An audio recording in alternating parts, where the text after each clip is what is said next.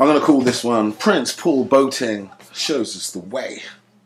Now, might have escaped your attention, but recently in a AC Milan friendly game, the German mixed race footballer Prince Paul Boteng, actually Ghanaian as well, half Ghanaian, mixed race guy, a half-breed, as TSM might say. He was playing a friendly match, he was attacking down the left side, he was about to cross the ball in, and a barrage of racist abuse came from this small provincial 4th division team that AC Milan were playing. Now, if you want, I could play, I'm going to play you the video. Now, the audio is, on some of the other recordings, is discernible. It's, I mean, extremely loud. It's nothing but a load of monkey chants. So, as you can see in the video, he picks up the ball, kicks it at the crowd, and then walks off. This is momentous. This is the first time I've been waiting to see. I've been hoping that a footballer of colour would have the balls to do this at some point in the last 20 years, 30 years of me watching football, professional football, and hearing the racist abuse. Even just recently, England went to, what was it, Serbia, and they received racist abuse, and they played all the way through to the end.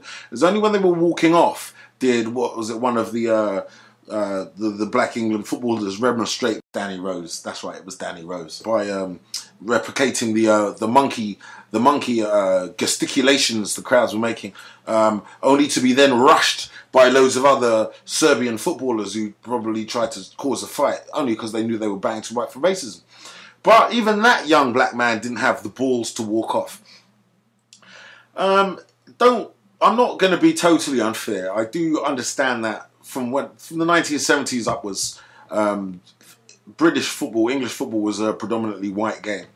And us, you know, footballers of colour, black men, sports people, in the 70s and 80s, we really did have to genuinely prove that we were the flair players. Let's face it, come on now! When you going to argue with me? You're going to argue with me in 2013 about whether or not a black player is the flair player on a fucking team?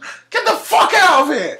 I mean, it's ridiculous. But that's what we know now. When you think back then, we were really a untested, unknown quantity. And so, even though there was lots of racism and lots of violence and bananas being thrown on the pitch, we had to remain resolute, look at the game. Remember, there wasn't the support structure at the time, and the football players did not earn the salaries that they do now.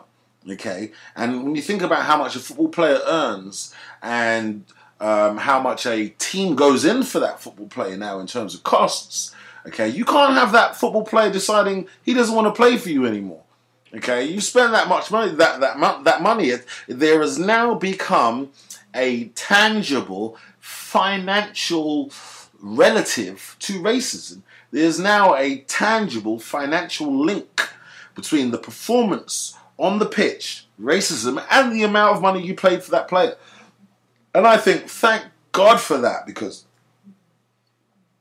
a lot of the British players have been cooned out. I mean, I haven't been a big fan of British football players for a long time. I was with the early ones because they had intelligence and they knew what they were fighting against, even though bananas were being thrown on the pitch. At that time, there weren't enough black players, there weren't enough black football supporters, there was no one in management, media or anything who would have had their side.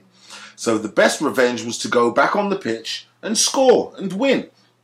And I remember when I was playing in Wales, I played a couple of football matches in Wales, and I remember when I was receiving racial abuse from the crowd on the stand, and not only that, the midfielder, I remember I took the ball once from defence, ran through a couple of people, I was faced with two midfielders as I went to walk around, and one of them just whacked me in the ribs, like bang, like as hard as he could, as I went to go past him. And you know what? I just took the punch, dummied, went the other way, and still beat his motherfucking ass. Went on to set up a goal.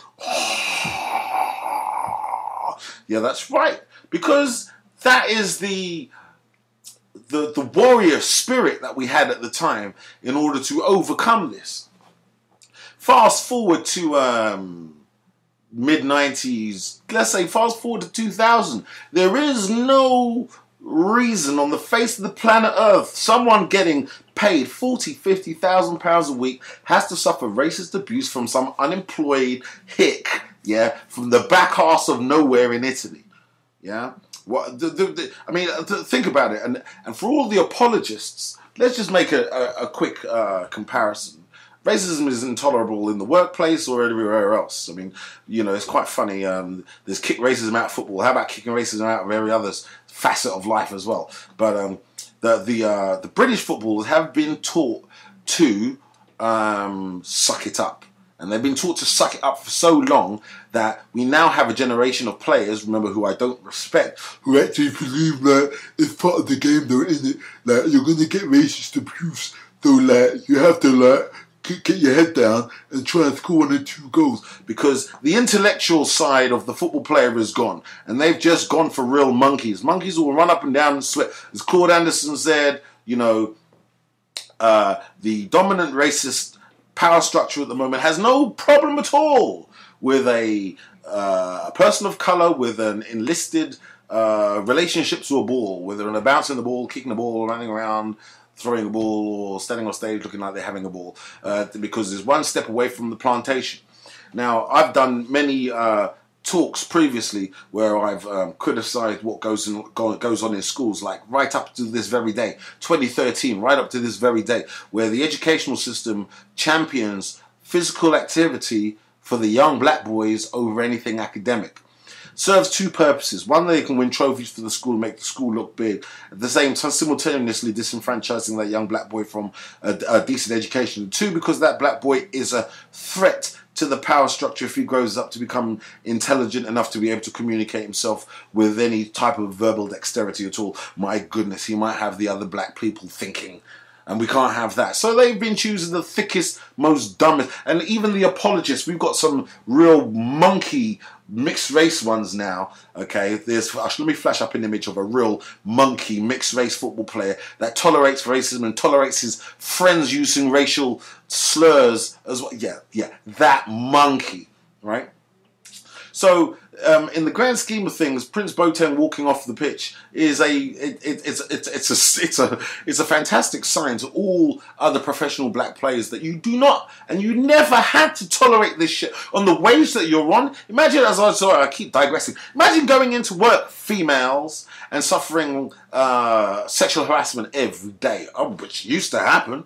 Come on, how many barmaids out there retired barmaids, you don't even want to tell your husband how many times the manager grabbed your ass, yeah? Especially with that little grab with the finger up in the middle, yeah? You know that, yeah, you've been through that, and you took that shit. Did you like it? No, you didn't like it. But now there's a new generation of females out there. You have your little feminist movement going on at the moment who would find that type of thing abhorrent in the workplace. Bloody hell, I mean, I wouldn't be surprised if the police were called that day and the person was up on charge for some sort of sexual harassment.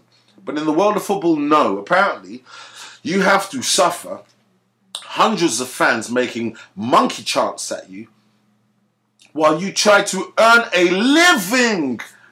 You ferry. So, like, you know, Prince Boteng walking off has got to be one of the good signs for 2013 in terms of rooting out coonery. And why does it have to be a mixed race player? Someone explain why it has to be a mixed race player to walk off for the first time. Let me go back a bit in history, because as I said, you know, from the time of Clive Best playing for West Ham in the 1970s up until about 78, he used to get racist chants and monkey noises and bananas thrown on the pitch. Then you go to West Bromwich Albion with the 3 Degrees, Brendan Batson, Laurie Cunningham and Cyril Regis, oh my lord, right? And you know, you had Ron Atkinson at the time, racist manager, who you saw that these guys were actually winning again. You have to understand, even though a manager is racist, if you're helping him execute his job and making him look good by winning matches, the man's going to play you. But the moment you step out of line or say anything untoward, you're going to get dropped. That day has now long gone.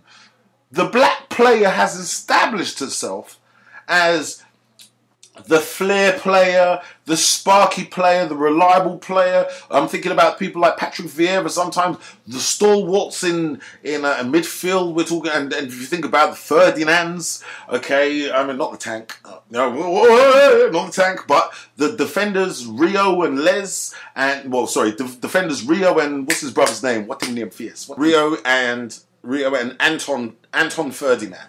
That's it, his younger brother Anton, right? And then if you think of their older cousin Les Ferdinand, who played for Spurs, all of those guys didn't really suffer too much racism in the British game, but there was the occasional time you go to Millwall or something and you get the racist abuse, okay? But they didn't walk off the pitch. I suppose it's probably because we'd got through to the point now that we'd established ourselves as professional players, and we're not going to let these guys ruin our concentration. But with the wages that footballers are earning at the moment, there is no reason on the face of the planet Earth that you should have to tolerate that. Now, what I'm going to do now is I'm just spouting off because I just sat down and I watched CNN, I saw the news. Now what I'm going to do is I'm trying to put little bits of video in between this now, probably make it a little bit more exciting. And then I've got another 2 or 3 blogs to do. Navigating the Racist Workplace Part 2 will be coming up in a bit. But what I have to say is, hats off to you, Prince Paul Boteng. Prince Paul Boteng, you did the right thing. It had to be a mixed race player to do it. Yeah, too many monkeys in the British game. Okay, I mean, really, could you have seen Emile Hesky walking off the pitch because of racism? Could you have seen Emile Hesky do it? No, because Emile Hesky didn't.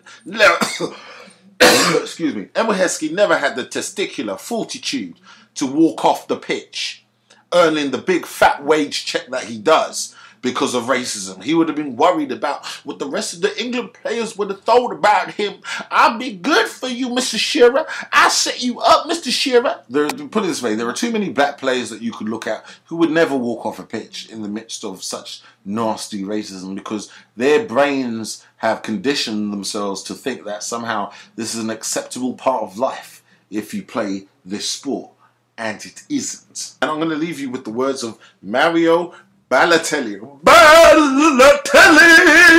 Now, I don't even support Manchester City, but in the words of Mario Balotelli, you throw a banana at me and I'll kill you. And no, it hasn't escaped my notice that Roberto Mancini engineered a training pitch argument with Mario Balotelli on the same day this story broke, because of course you have to blame a black man for being belligerent. I mean, where is this little Italian going, gripsing up a big, muscular black man like Balotelli? On the street, Balotelli would fuck you up.